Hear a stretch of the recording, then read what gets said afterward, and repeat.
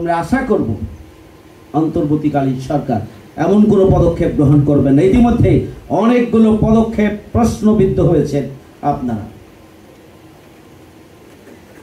প্রশ্নবিদ্ধ হবেন, আশা আকাঙ্ক্ষার বাস্তবায়ন হবে না।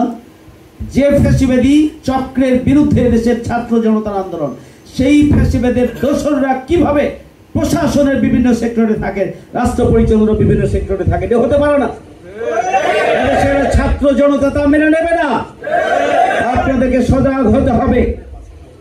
কারা এটি করছে খুঁজে বের করে আপনাদেরকে পদক্ষেপ গ্রহণ করতে হবে। আমরা নতুন সরকারকে সব দিক থেকে তাদের সংস্কারের সার্বিক কাজে আমরা সহযোগিতা করতে চাই। এদেশের ছাত্র জনতা সহযোগিতা করার জন্য প্রস্তুত আছে, কিন্তু তাদেরকে সঠিক পথ রচনা করে সেদিকে এগিয়ে যেতে হবে। ফ্যাসিবাদের দোসরদের দ্বারা আপনারা পরিচালিত হলে এদেশের ছাত্র জনতা এটা মেনে নেবেন না। আপনারা কাদেরকে ডিসি করছেন, কাদেরকে এসপি বানাচ্ছেন, কাদেরকে সচিব বানাচ্ছেন, কাদেরকে চুক্তি ভিত্তিক নিয়োগ দিচ্ছেন, এদেশের জনগণ তা পরখ করছে, দেখছে, অবজার্ভ করছে, এবং এদেশের ছাত্র জনতা ইতিমধ্যেই উদ্বিগ্নতার মধ্যে তাদের সময় অতিবাহিত করছে। আমি আশা করি এ বিষয়ে অন্তর্বর্তীকালীন সরকার সজাগ আছেন এবং আপনারা এই ব্যাপারে প্রয়োজনীয় পদক্ষেপ গ্রহণ করবেন। সম্মানিত ভাইয়েরা আমার, আমরা যারা এখানে আজকে উপস্থিত হয়েছি, আল্লাহ রাব্বুল আলামিন ওয়ায়াতে বলেছেন কোরআনিক প্রশিক্ষণ, সুখী সমৃদ্ধশালী নতুন বাংলাদেশের জন্য আগামী দিনে নৈতিক এবং ধর্মীয় শিক্ষা এবং ধর্মীয় কিতাবের মাধ্যমে আল কোরআনের প্রশিক্ষণের ব্যবস্থায় দেশের সাধারণ মানুষ যত বেশি ধর্মমুখী হবে, এদেশের সাধারণ মানুষ যত বেশি কোরআনমুখী হবে, যত বেশি ধর্মগ্রন্থের যথাযথ অনুসরণ করবে।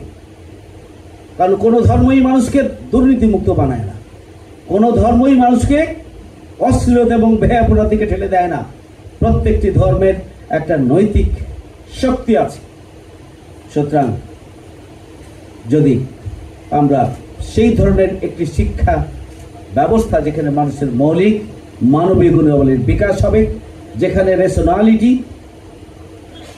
বিকাশ হবে, বিস্তৃত হবে, সমৃদ্ধ হবে, অ্যানিম্যালিটি পাশবিকতা পশুবৃত্তি যেখানে নিয়ন্ত্রিত হবে, এই ধরনের একটি শিক্ষা ব্যবস্থার মাধ্যমে গোটা জাতিকে যদি দীর্ঘমেয়াদী গড়ে তোলা না হয়, তাহলে আমরা দুর্নীতিমুক্ত জনগণ পেতে পারি না, এবং তাহলে বাংলাদেশকে আমরা যা চাই সেভাবে আমরা গড়ে তুলতে পারব না।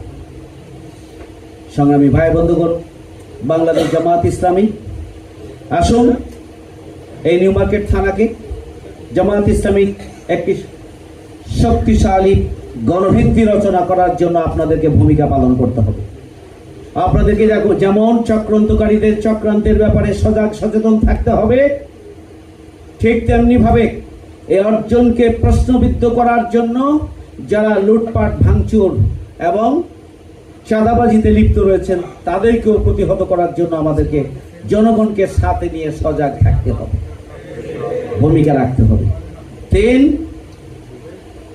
আমাদের অর্জনকে কাজে লাগানোর জন্য প্রত্যেকটি পরিবারে ইসলামের আদর্শিক সৌন্দর্যকে পৌঁছে দেওয়ার জন্য চেষ্টা করতে হবে, ভূমিকা রাখতে হবে।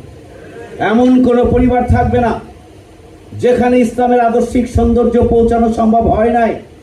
আপনাদেরকে ব্যাপকভাবে জনগণের ঘরে ঘরে গিয়ে দাওয়াত পৌঁছে দিতে হবে।